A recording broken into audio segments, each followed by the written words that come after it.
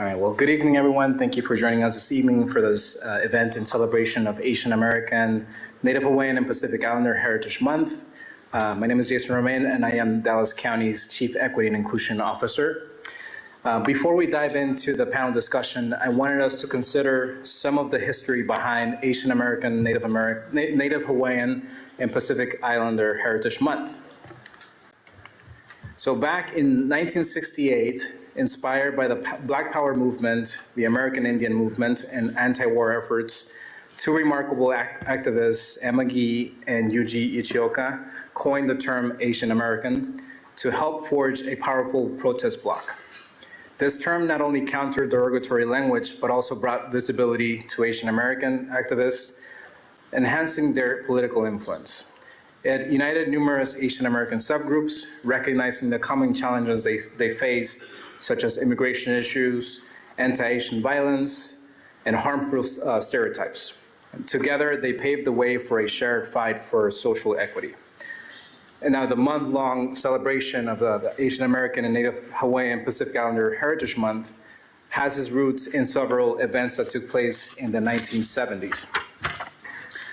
In 1977, representatives from Asian American and Pacific Islander communities visited the White House to present a petition requesting that Congress proclaim the first 10 days of May as Asian and Pacific Heritage Week. These 10 days were chosen to coincide with two significant anniversaries: the arrival of the first Japanese immigrants to the United States on May 7, 1843, and the completion of the Transcontinental Railroad on May 10th of 1869, which was largely built by Chinese workers. In 1978, President Jimmy Carter officially enacted a joint resolution establishing this annual celebration, and the inaugural commemoration occurred in May of 1979. Years later, in 1990, President George H.W. Bush signed into law a bill that expanded the observance from a week to a month, officially designating May as Asian American and Pacific Islander Heritage Month. The term has since been expanded to include Native Hawaiian and Pacific Islander populations, represented by various terms like APA, AAPI, and AANHPI. This inclusive approach was motivated by the desire to amplify the voices of smaller communities that risk being overlooked in key decision-making processes, including the US Census. While this unity fosters empowerment and solidarity, it is important to acknowledge the unique needs and challenges faced by different subpopulations within this diverse tapestry. Fast forward to today, Asian Americans encompass around 50 ethnic groups speaking more than 100 languages. They represent the fastest growing racial group in the United States, constituting approximately 7% of our nation's population. The Pew Research Center projects a significant increase, estimating that Asian American population will reach 46 million by the middle of the century, making Asians the largest immigrant group in the country. Zooming in on Dallas County, we see that according to the 2020 census, Dallas County holds the 8th largest percentage of Asian American residents in the state of Texas, with 7% of our population identifying as such. And over the past decade, the Asian American population in Dallas County experienced a remarkable 9% growth, highlighting the flourishing diversity within our community. When we explore the cities within the Dallas County, we encounter a vibrant Asian American population. And you can see that in this map here. All the areas in blue are areas that have a larger Asian American, where Asian languages are spoken. For instance, right there in the north in Capel, they have 30.3% of their population is Asian American, followed by Irving, Sunnyvale, Saatchi, and Carrollton with more than 15% of their population self-identifying as Asian American. Richardson, Garland, Cedar Park, Addison, and Farmer Branch also boast thriving Asian American communities. So in the population in the city of Dallas is 3.5, but even that, it might seem like a small percentage, but that is 45,653 people that self-identify as Asian American here in the city, which is actually larger than the entire city of Capel, the entire population there. So here in the city of Dallas, you'll hear a symphony of languages, Vietnamese, Chinese, Korean, echoing alongside the most commonly spoken English and Spanish. Now let's take a moment also to recognize the Native American and other Pacific Islander residents in the county. While comprising a smaller population, percentage-wise is 0.1% of the population, they hold a special place in our diverse community. Cedar Hill takes the lead with an admirable 0.2% representation, while other cities like Carrollton, Coppell, DeSoto, Richardson also embrace these vibrant cultures with similar yet small-knit communities. And shifting our focus to our own workforce here in Dallas County, we find an inspiring representation of Asian Americans. Out of our dedicated employees, 212 or 3.28% of our employee population probably self-identify as Asian American. Now let's acknowledge the departments that champion diversity within our county. The IT department takes the lead with an impressive 20.63% of their population, and then followed by the Department of Health and Human Services with 11.46%. And the Facilities Department, District Attorney's Office, and Sheriff's Department also contribute significantly. And let's not forget the one exceptional individual who self-identifies as Pacific Islander or Native Hawaiian, bringing their unique workforce or their unique perspective to our workforce. So we have one employee in the entire county that self-identifies as Native Hawaiian and Pacific Islander. And I don't know if she's here today, but. And today, as we celebrate Asian American, Native Hawaiian, and Pacific Islander heritage, let us honor and appreciate the vibrant cultures, the diverse languages, and the contribution these communities bring to the fabric of Dallas County. Together, let's continue to promote equality, inclusion, and understanding within our remarkable community. Thank you for joining us for what will surely be an insightful panel conversation. And thank you to our distinguished panelists who agreed to share their thoughts and unique perspectives with us today. And with that, I will turn over the mic to Sandra Kong, who will moderate the conversation. Hi, everyone. Thank you so much, Jason, for that wonderful introduction and history of AANHPI Heritage Month. As Jason mentioned, my name is Sandra Kong. I am the special assistant to Dr. Philip Huang, the director of DCHHS. I grew up in Dallas and went to high school here, and I'm currently a medical student at Johns Hopkins, so it's been a wonderful opportunity to come back here and re-engage with Dallas community. I'm of Chinese Burmese heritage, and it's something that I've really grown into more so on later in my young adulthood. And I'm really excited to hear from all the panelists today about how their own experiences have shaped their roles in the workforce. So maybe we can start from right to left with Judge Tina Clinton. If you can tell us a little bit more about yourself, your role within Dallas County, and what you identify as in terms of race and or ethnicity. 안녕하세요. 내 이름은 Tina Clinton입니다. Hello, my name is Tina Clinton. I identify as Korean American. I am an immigrant. I was born in South Korea, did not make it to the United States until approximately, I believe, 4.5 years old. And so therefore, English is my second language. I grew up, we moved to Dallas about 1979. So most of my formative years were here in Texas, even though early on when we immigrated, we were in the Northeast. And it was an interesting time to grow up because at that point in time, even in the Northeast, there was no such class as English as a second language. So the learning that I did, the efforts that I have to thank are those of my elementary school teachers who painstakingly, while other children were out in recess, kept me in the classroom and inch by inch taught me this is a door, this is a floor, this is a chair. And it's due to their efforts and it's due to their diligence that I can say that my education was what it was. It's the efforts of others. And so as I moved here to Texas, went to Duncanville High School, went to UT Austin for undergraduate, and then went to SMU Law School. I was able to join the DA's office as a young prosecutor.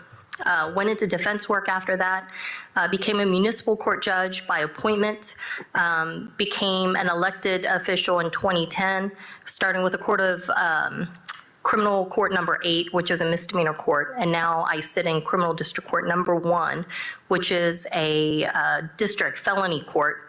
And currently I'm in a campaign race for the 5th District Court of Appeals, which is a 6-county race. If I'm able to do that, I would be the first Asian American to ever sit in the Court of Appeals, an intermediary court that covers Dallas in its 135-year history. There has never been a male or female, an Asian American on that court. In fact, in criminal district court number 1, the court that I sit in now, I'm the first person of color of any race, much less an Asian American, and it's 125 years when I took the bench. So in its 125th year history, that broke that ceiling. So I say that to let you know kind of the scope of the history that we have here in Dallas County, the historical marks that we have made in these seats and what we do, and what I'm hoping for is that Dallas County and the representation of APIs will grow, because we have amazing representation here on this dais, but there is so much more room for Asian Americans to come to the table and seat of public service. And that is an area that I think that we have much growth potential. And I also would be remiss not to thank Dr. Elba Garcia, Commissioner, who is in the audience, because she has always been not only an amazing ally, but an amazing leader who makes it possible for all of us, regardless of what our ethnicity is or race is, to work together for the betterment of our communities. Thank you so much, Judge Tina Clinton. We'll move on to Dr. Philip Huang. Hi. Let's see. In terms of how I identify myself, and so I'm Phil Huang. I'm the Director of Dallas County Health and Human Services. My mother was Japanese, but was born in Seattle, then went back to Japan during the war, actually, and then came over here. She was supposed to be only here for 6 months to maintain her U.S. citizenship, and wound up getting married and staying here for the rest of her life, and never thought she'd be in Texas. My father was born in Taiwan, and when he describes the opportunities that he had, I mean, it was in what would be a developing country, or walking bare feet in these village sort of situations and things, but had educational opportunities, was able to go to graduate school here in the United States, and then married my mom. And so I was actually born in New York City, but as they say, got to Texas as fast as you could. My parents moved to Dallas in the 60s. My dad got a job with Atlantic Richfield, which was a big thing. And when he came to Dallas, so they did not know what to do with him. This was in a very, we look at the history, the racial history here, and this Asian, I mean, he says his boss didn't know, and this is when, as we've got the fountain downstairs, whites and blacks, and they didn't know what to do with him. And when there was not the diversity here in Dallas when I was young. I mean, it's changed so much over the years, certainly. I started out my first 4 years in Green Hill, and I've gone back to, I look at my yearbook from, I was the only non-white person in the entire yearbook. And they actually had me come back and talk a little oral history to look at some of that. But I mean, now it's quite diverse. But at that point, again, and I didn't realize, and they asked, what did you think about it? And, I was just a little kid, so I was sort of oblivious. And at that point, there's not as much, I guess, necessarily, I mean, I knew how kids are, and there is the tease, or the sort of making fun of Asian type of things that happened. Where I grew up was actually right over, it's in the Stoltz Road area, which is right by Hamilton Park. And so my middle school, I went to Forest Meadow Junior High, was half African American. And it was just like a natural thing for us. And then looking back on the history, I didn't realize that there was that much turmoil and other things that were going on with some of those things, but we just went through it. So, but when the Richardson Chinatown was starting to come up, but there was no other, again, there were very few Asians when I was initially growing up, and I wound up graduating from Lake Highlands here, went to Rice afterwards in engineering, and then came back to med school here at UT Southwestern. But to see the change, to go to K-Town out in Carrollton, I mean, it's just incredible. The diversity that is here, and it's such a, it's so amazing to see how Dallas has changed. And it's, and I came from Austin for many years before coming back to Dallas, and Dallas is so much more diverse than some of these other areas. Thank you so much, Dr. Huang. We'll move on to Allie. Hello, my name is Allie Yoon, and I work as a professional development and trainer for pretrial services for Dallas County. Ethnically, I'm Korean American, so both of my parents are Korean. I was born in Korea, but pretty much after a year of me being born and living there, my father, he had majored in Japanese language in Korean university. And so he obtained a job in Japan. So we all packed our bags and we soon moved to Japan. And most of my childhood comes from living in Tokyo. I lived there for about 10 years. And then after that, we ended up moving back to Korea for about a year or two before we moved here in Texas. I had to restart sixth grade when I came to Texas, and by the time I came, we had an ESL class, and so I went through ESL, and I still remember my teacher, Miss White. She was detrimental in making my experience at school just more easy. She would put me aside from class and not only teach me about the American culture, but she made sure to introduce me to other diverse cultures that surround Texas. Now, I started going to school in Rockwall. And Rockwall, if you don't know, it's a very heavily white area. And so I was probably in my high school, the graduating class was about 400. I was maybe one of 15 Asians in my class. There weren't many of us. So I mainly ended up hanging out with other minority groups, and I was just kind of the token Asian hanging out with other groups. And so my experience has been pretty tough. Even though I was age of 12 moving here, it was still a big adjustment for me. And, they say, it's so much easier for kids to adjust to their surroundings. Well, at the age of 12, I still struggled a lot. The first 2 years of me moving here, how kids are, they make fun of you and, ask silly questions. I was intimidated to speak. And I didn't speak for the longest time. I only had very select few that I felt really comfortable in school that I would openly talk to. Other kids would hardly ever see me speak. And so after about a couple of years, I felt more comfortable and I started, adjusting better to those around me. But it was definitely a struggle. But looking back, I think it's definitely one of the hardships that I went through and learned a lot from. And now I'm very proud to be working for Dallas County. I got master's in social work through UT Arlington, and I'm really glad to be sitting here today. Thank you so much for sharing and joining us today, Allie. We'll move on to Wesley Liu. Hi, everyone. My name is Wesley Liu. My Chinese name, which is actually on my plaque up here too, is Liu Weizhen. So my parents were immigrants from Taiwan, and I am a first-generation Chinese American.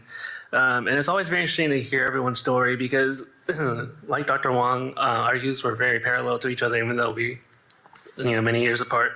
I was born in Dallas, and I grew up in Richardson. And one of my starkest memories from elementary school, I think it was around second grade. I was one of the only Asian Americans in my class, and then we had a foreign student come in. He was Korean, but the teacher didn't know it at the time, right? So the teacher just saw that I was Asian American and he was Asian American. And asked me to speak to him. And so it was very interesting because I would be speaking Mandarin Chinese to someone who was Korean, and both of us knew that we didn't speak the same language. But everyone in the class was like in awe, thinking that we knew what we were talking about when we did it. And so it's just interesting to see the growth that has happened since then, and the educational awareness with Asian American, Native Hawaiian, Pacific Islander heritage. And I graduated from the rival from Dr. Huang High School. I went to Berkner High School. And then I got my Bachelor of Science in Economics from UTA in Arlington. And then I got my Master's in Public Administration and Policy from American University in DC. And that was last December. And I've been with Dallas County for 3 years now, going on 4. I started in the county clerk's office. Then I was administrative assistant to the district clerk, and then business analyst. And now in my current role as budget and policy analyst in the budget office. And so, you know, it's wonderful to see all the representation up here in the panel as well as in Dallas County, because it's definitely come a long way, I think. Thanks, Wesley, and very funny to hear the parallels you have with Dr. Huang's story. We'll move on to Sandeep Kathuria. Thank you, Sonia. First off, I'd like to thank Sonia, Jason, for making me part of this. I'm honored to be part of this esteemed group of panelists and this group here, so thank you. I do have a question for you right off the bat. What do you guys think of a man wearing a turban on his head sitting in front of you? Take a second. I've been called good, bad, ugly things, so I wouldn't be offended if you have bad things for me. I've been called a raghead, terrorist, Osama, name it. I've gotten death threats just because the way I look. You may not realize this, but these are some unique struggles and challenges that I face. Oh, by the way, I'm a Sikh. I'm not Taliban. For those who don't know Sikh, it's a very young religion that was born in north of India, 1469. What I wear on my head is called turban. It's not a hat. It symbolizes honor, compassion, and respect. By no way I'm a terrorist. This should not define me a terrorist. But these are some of the challenges. I bring this upon you because I don't know what you guys were thinking in the last few seconds that you paused for, but I want you to go back and relate to this, some of the challenges we all face. So, my name is Sandeep Kathuria. I've been a project manager with the Dallas County Facilities Engineering and Project Management team for the last 7 years, and have worked on, I managed several initiatives for Dallas County, transforming Dallas County buildings. Actually, just yesterday, one of my projects, we had a groundbreaking, the new Mesquite Government Center. It's a pleasure to be part of this huge thing. We are, thank you for all the support, Commissioner's Court. You know, it's a great, for me, it's just to be part of this process. I've been working on this for so long. It's just, it's a great feeling for me. I grew up in India. I did my bachelor's in architecture. Then I moved to US with $100 in my pocket. Like everyone else, we Asian Americans, we work hard. Education is key. I really worked hard, nights and days, and did my master's in business technology from George Washington University. I'm a licensed architect. I've worked on several landmark projects, both on East Coast, West Coast, and 3 countries. I have designed airports. I'm an former airport designer. It's one of my things that I call as a feather for me. My family always cherished public service. They gave back to the community all the time. And so after working a very long, gratifying design career in private sector, I decided to join Dallas County. And this is my way, my professional way of giving back to the community. I also serve as the Planning and Zoning Commissioner for City of Allen. Yes, City of Allen. That was in the news recently. I was less than a mile away from it and was at the same spot the night before.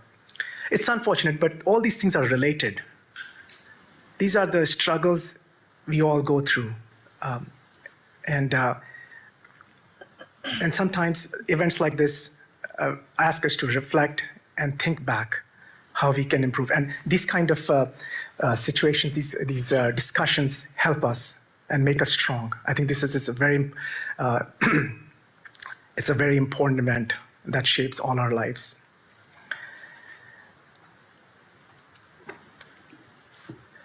Thank you. Thank you so much, Sandeep, for such candor and providing your story. That will definitely delve into these struggles we all face as Asian Americans, despite our very heterogeneous backgrounds. Lastly, we'll end with Olive. Yes. Hi, everybody. My name is Olive Chui. I'm married. I have 2 grown children, and my children, they're first generation Asian American. So for my experience with that, as Asian American, they are different from what my children feel about, because they're different history. And so I've been working as a nurse since 1986. And I born in Hong Kong, and I came over to the United States in 1990. And I moved to Dallas. Actually, I immigrated to Ohio because my husband is in Ohio. And we moved to Dallas in 2008 because my husband had a relocation, had a change of his job.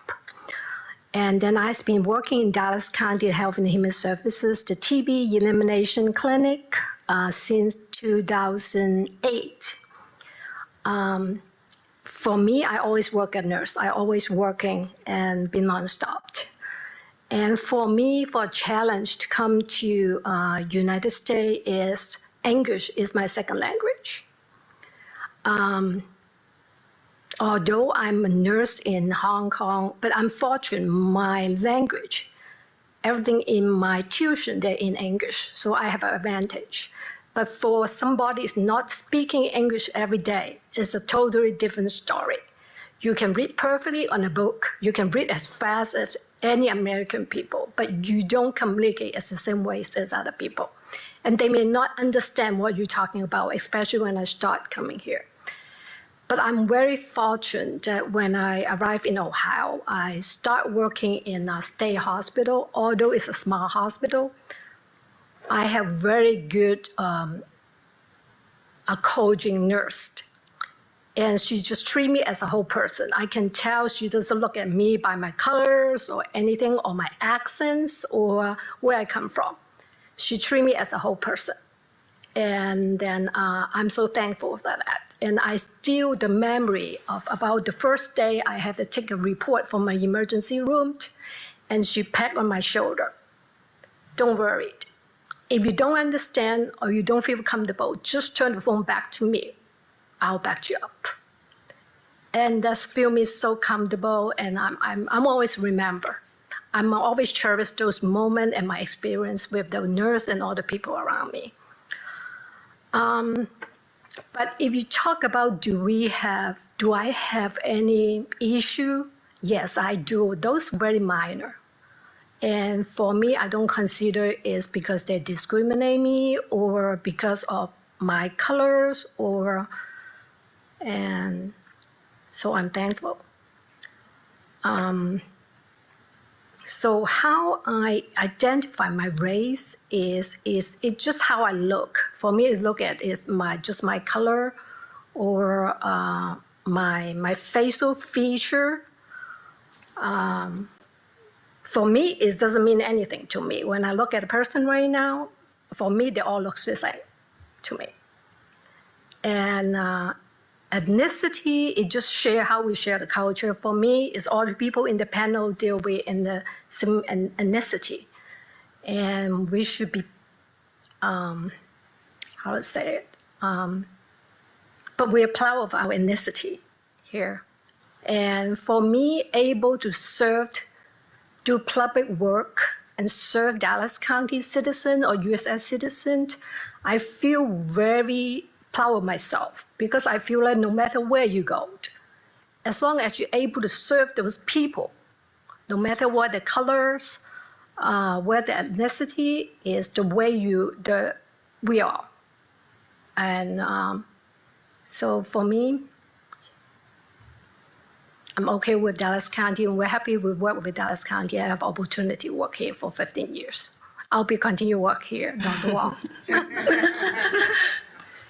Thank you so much to all the panelists for opening up and sharing your stories and feeling very inspired too about all the different struggles that we had to overcome to get to these very accomplished positions we have right now in the workforce. And that kind of leads into the first question I have, in that we've covered that there are a lot of struggles that Asian Americans, especially first, second-gen immigrants, face when integrating into America and assimilating. Yet there's this stereotype known as the model minority, where Asian Americans are seen as smarter, more hardworking, more tech-savvy, more successful than other minority groups. A very, maybe to some, positive stereotype. But this myth can cause a lot of microaggressions and oftentimes leave Asian Americans out of the discrimination discussions in the workplace and kind of overshadow all of the trials and tribulations that you had to face in getting to the roles where you are today. So I wanted to open the floor to the panelists about any thoughts you have about this model minority myth, and has this impacted any personal or work experience if you've had? And we'll allow this discussion ebb and flow, so feel free, anyone, to speak to answer this question. So I have to leave, so I have to apologize first. But I did want to answer this because I think that the myth of a model minority is a harmful one. I think that people want to say, yeah, but the stereotype is that you're smarter or that you're hardworking. But I don't think that someone is smarter or hardworking because of their race or ethnicity. I think that is something that you've learned. I think that it's something that you put forth. I think every individual is capable of that, regardless of your race, color, or ethnicity.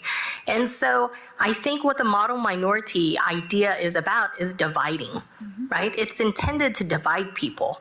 It's not intended to put us on a pedestal. Right?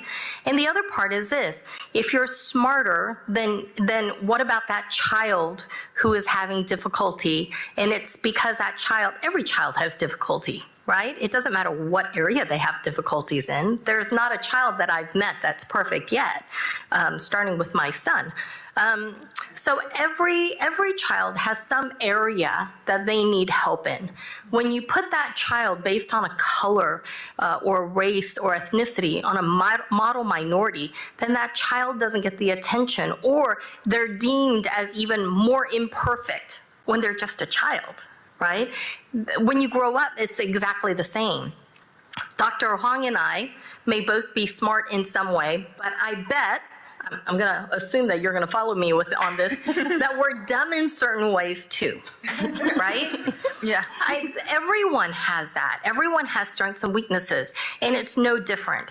And so model minority, those words are words that I always fight back, because I tend to think that the concept itself is harmful, that the concept itself is not one that is inclusive in any way.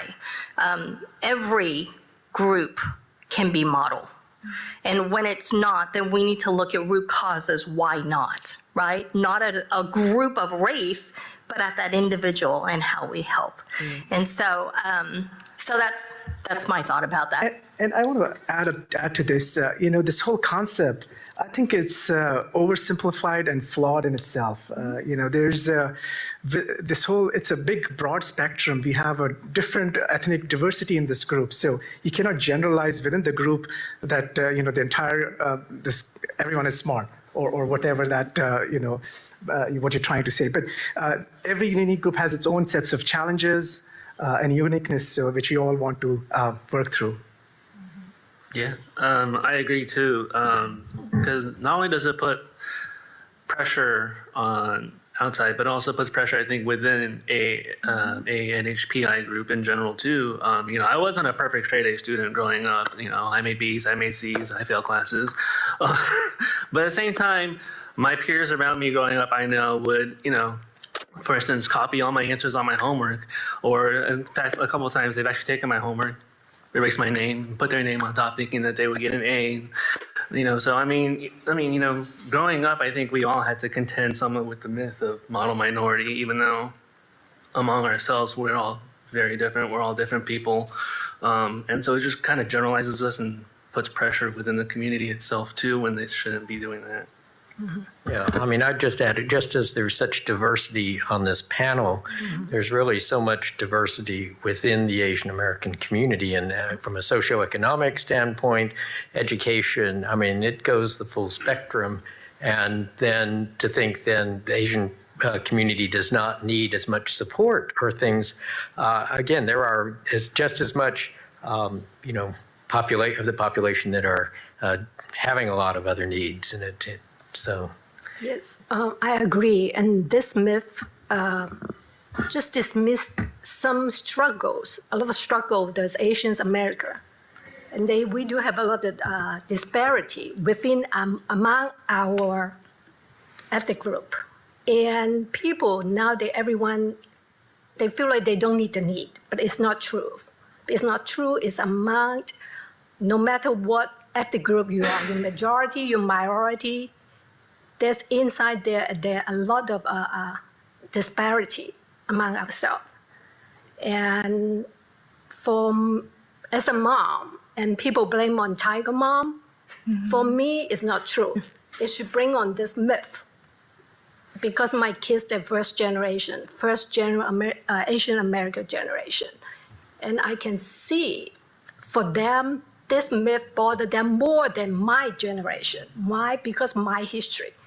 I immigrant to United States. Okay, I don't see, for me, doesn't influence as much as probably Wesley will agree with me when I talk about. Maybe he feel more. Yeah. And so it's Tiger Mom is not a problem. Okay, it's just myth had the problem. That's how I feel like. I agree. I think where the model part of this myth may come from is, so Asian Americans, more than half of Asian Americans in the US are actually born outside of the US. That's a large proportion of a race group that are immigrants. So when people move to the US, whether they were refugees or whether they came for better job opportunities, when they have a purpose and a goal in mind when they come here, they feel desperate to fit into the society. They feel desperate to assimilate to the Western culture. So we try really hard to fit in. Maybe at some point we even try to conform to the stereotype. Oh, they think we're hard workers. They think we're very educated. Okay, let's do that. Let's work hard to show them that is true. So I think the myth comes from us trying hard to be a model, like trying to be a good American, to be a good example of achieving the American dream. But really what this myth is doing is being used to, like Judge Clinton said, to divide people. Because Asian American, it's a very large group. We have, 50 countries that's considered Asian countries. That's a lot of groups that we're covering, and it doesn't capture the whole picture. Some, Eastern and South Asians, they tend to do better than, Pacific Islanders education-wise and financially. And so it's clumping us into one ball when there are so many different parts to that. So this myth, I think, is very toxic, and it definitely puts divide to the actual problem that exists. Thank you all for such wise words. And that kind of leads into my next question, in that we covered the history of the term AAPI, AANHPI, and it was created to create unity, but in that comes generalizations that are quite harmful. And so as touched upon, this myth often overshadows the unique disparities of all of the different ethnic groups that are encompassed in this term: South Asian, Southeast Asian, Native Hawaiian, Pacific Islander communities. So for example, the median income levels show that Asian American households overall in the US earn more than white households. But when you disaggregate the data and look at specific ethnic groups, you see that the median income ranges by over $70,000 within Asian American subpopulations. That puts many people actually in the poverty levels. So from personal experiences or from work you've done, have you seen other aspects of your community be overshadowed through this aggregation? So one of the things I've noticed is, growing up in a certain cultural background, it comes with certain things that are misconstrued, misunderstood in this world, so to speak. I grew up in a culture where humility was important. There's things like you have to do everything together. But sometimes that's misconstrued as, a lack of assertiveness or lack of leadership. So we have to just be careful how that comes across. We want to be humble, but we also want to create our own brand. I think that's important to not to oversee or be cocky about what you do, but you have to be able to present and defend, not be shut down just because your culture or your communication style is that way. So I think that has an important role that affects all us Asian Americans here.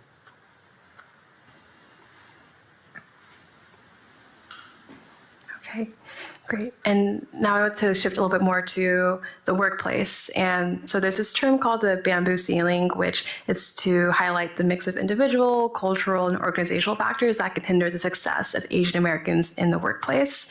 And so have you panelists encountered any barriers specifically because of your race or ethnicity? And how have you navigated or tried to break through this bamboo ceiling?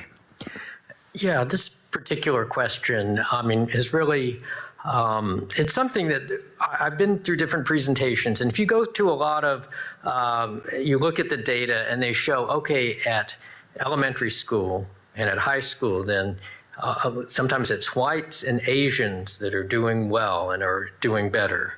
And then you get to higher levels and, they say this, the myth of the successful Asian.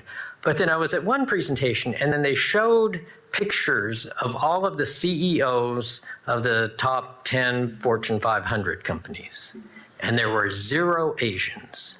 And that really pissed me off, actually. Because I looked at this and there's all this, and everyone's saying, oh, the successful Asians at these levels. But then why are there none at the top levels?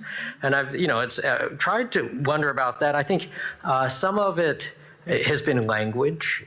When I look at the immigrants and the history, that language those language barriers are really part of the issue. And I'm seeing more CEOs of the Indian race. And I think because the language in India, many learn it's English is largely.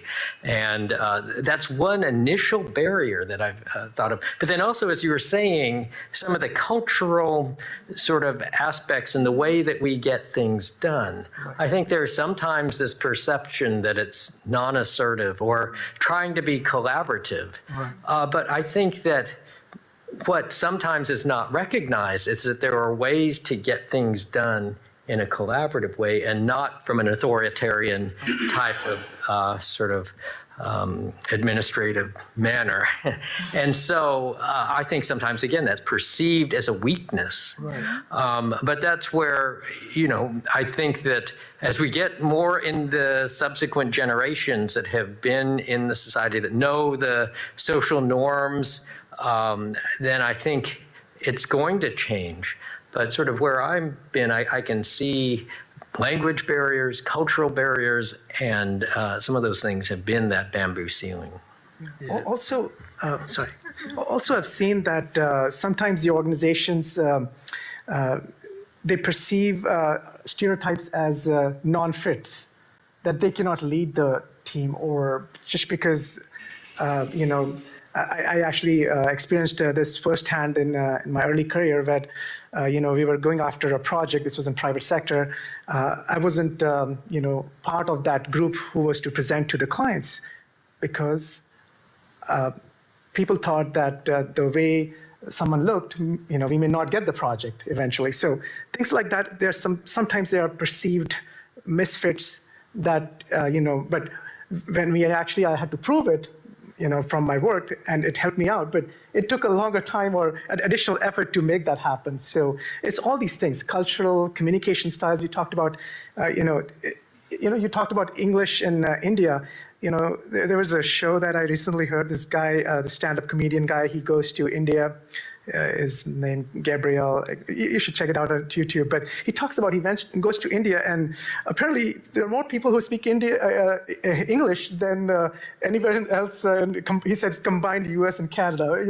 Because of the population. But the point is, it's not just about the language, but how you communicate and how you're perceived. And you're right. A lot of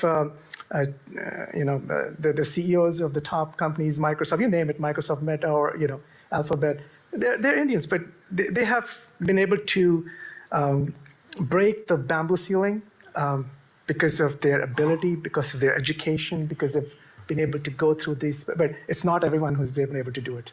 We cannot say this whole Asian American group is a monolithic. It's a very diverse group. Mm-hmm. There are different portions to it, different aspects. Could I add one more comment just about the language piece, because I had not realized, but I was talking to others about that language piece, and that they felt, there are so many engineers or accountants or some at high tech, and I had not realized it, but many of them said because of that language barrier, they felt more comfortable doing those sort of jobs where they didn't have to be speaking and doing that. And that's why many people of the Asians are, Yeah, in fact, I've been stereotyped. I'm an architect, a building architect. Every time I have to introduce myself, I have to clarify I'm not an IT architect, because I'm stereotyped that I'm from India, I must be a desktop support guy or something similar. So, there are some stereotypes that we have to work through. Yeah.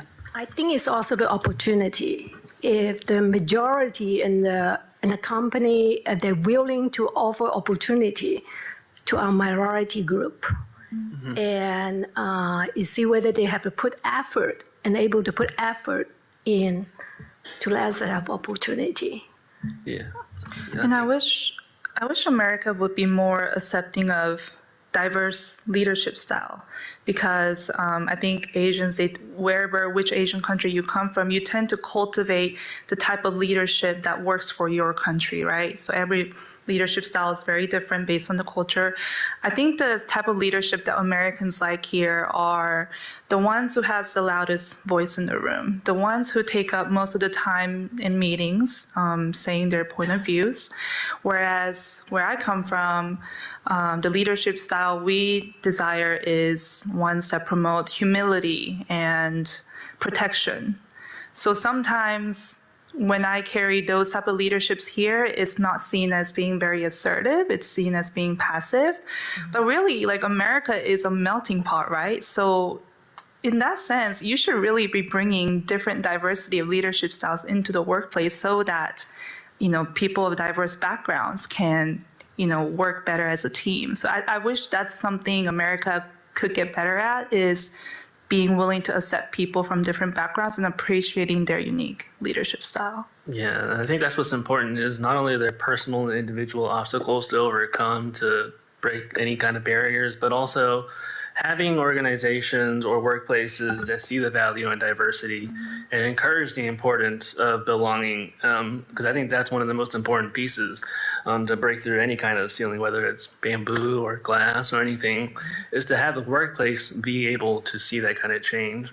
And I think that's what's fortunate about Dallas County, especially, is having leaders and mentors in all the departments, especially ones I worked in. I can say firsthand, the leaders and mentors who are open-minded, who believe in the belonging that everyone can bring some kind of value to the workplace and have some benefit of being there, and offering all kinds of trainings, classes, and just showcasing that no matter where you come from, no matter who you are, you have the ability and talent to be someone, and to contribute to the Dallas County. So I think, that's one of the things, is having workplaces and organizations be a force for change and belonging.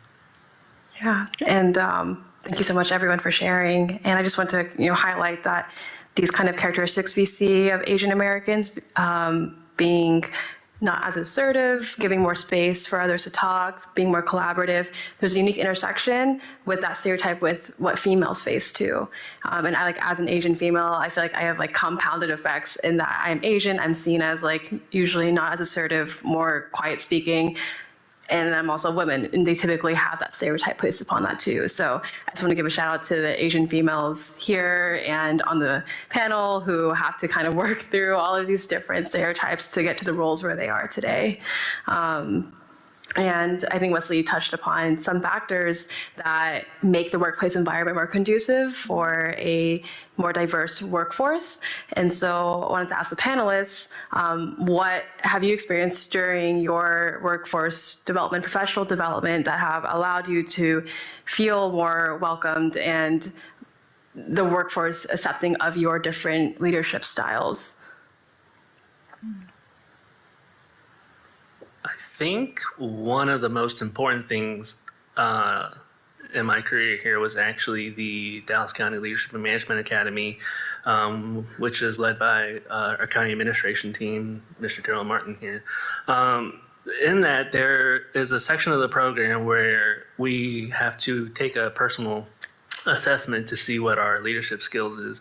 And from that, you can see that not everyone has the same leadership skills. Some people lead by being, assertive. Some people lead by being calm demeanor and leading from behind rather than leading from in front, leading from the side. So, I think that's the important thing, is knowing that leadership comes in many different forms, many different ways, and seeing that in different people and not just seeing what is possibly the normal qualities of leadership. I think for me, what would make me feel more comfortable being at a workplace would be just actually seeing more diversity in the workplace, people being hired, more people of diverse backgrounds actually being hired. And I think what also would help me be hopeful is seeing a upper management team consist of diverse group of people. And actually, the department I work for, Pretrial, this month, they gave me an opportunity to host different events just within our department that's related to AAPI month.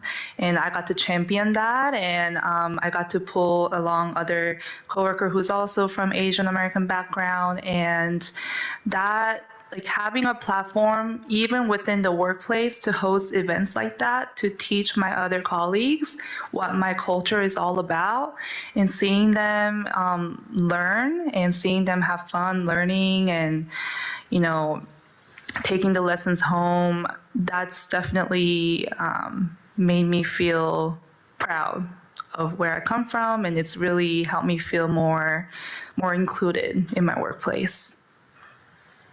And I would echo just, giving the opportunities and trying to promote the diversity in the leadership. I'm very appreciative to Mr. Martin and Dallas County for giving me the opportunity with this position, because I think the more that we can show that there are different ways of getting things done, that different persons in leadership roles, there are different ways to do that. And so sometimes these preconceptions of how things are, what is a leader, I think that it's, you need to give a lot of different people opportunities. So I do feel, and I'm going to echo that as well, I do feel that, the minority groups bring a different perspective. And so I think and I'm going to take it upon ourselves as well, it's our duty to be authentic to ourselves and not, you talked about melting pot. We should not just change because the norm is like that, because these are our roots. If we don't preserve it, it's going to get lost. So, it's not about boasting or self-promoting, but just to take care of your roots and be yourself and be confident. You should not be the frog who doesn't know the world beyond, but at least you should be aware of yourselves and your roots. I think that is important as well. That last advice on leaning into your roots and identity has been so important for me too, and that I feel like I've been able to better serve in my roles and my leadership roles because I'm proud to be who I am and my heritage.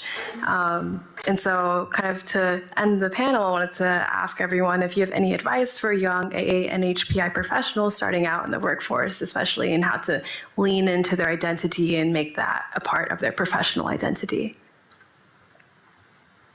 So I always say, be yourself, be proud and confident in your culture. Because I know for me growing up, especially being very few in my elementary class until there was more AANHPI individuals in middle school and high school, it was hard. And I did push back on my culture growing up.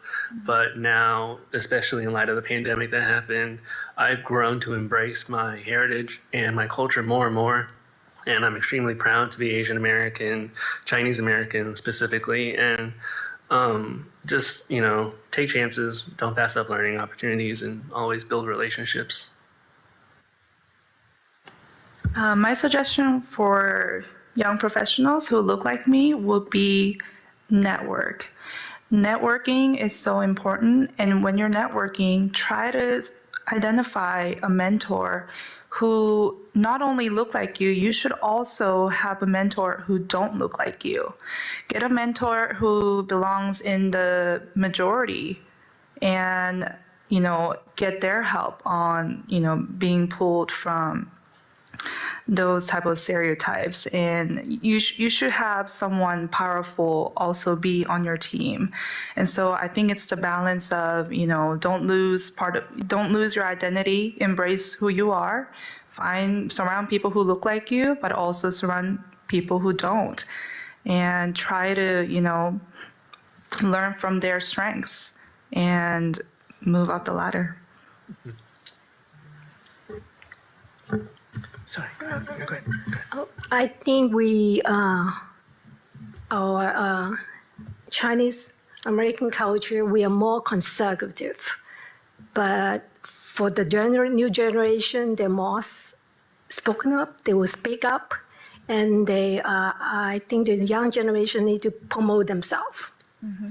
It doesn't need to be shy and you need to promote yourself, but it's not our culture that we're always conservative and, hey, let somebody discover your strength. No, you have to tell them your strength. You have to tell them what you're good at. Yeah. I'm just going to echo on what she said. I think the key that I mentioned earlier as well is to the young generation, this new generation born after 2010. I think they need to, we have got to learn a lot from them. Trust me. I mean, I'm learning. I'm very close to that generation, but I'm learning a lot. But I think they need to create a brand for themselves so they can market. And I'm going to leave you with one quote. It's very close to me. And hopefully our younger generation can live by it, especially this new generation. It's that truth is high. Truth is high, but higher still is truthful living. I think that's the key we all need to maintain in ourselves. And I just, to add on, I mean, I agree with what all's been said, but for people the youth to embrace their history, don't forget where they came from and to learn from that. The humility is something to always keep up, and I think it works. It's one of the most important skills in anything to keep that humility. But I'm really encouraged by the next generation. I think there are tremendous opportunities, but in those management exercises you do, you always get the best product when you get more diverse opinions and things. And so to really be able to embrace that, I mean, I think all of the diversity, I'm very proud of the diversity we have at Dallas County in our department, and to really embrace that, because that's how you get different thought. You don't want everyone thinking the same. And so we are so much better. That's what makes America great, I mean, that we have this diversity. It's the melting pot, or, bringing all these different cultures together. And that's where we can just really thrive and to take advantage of that. And with that, we'll end the panel. Thank you everyone for coming today. Thank you for everyone joining online. Give a round of applause for our wonderful panelists. And have a wonderful evening.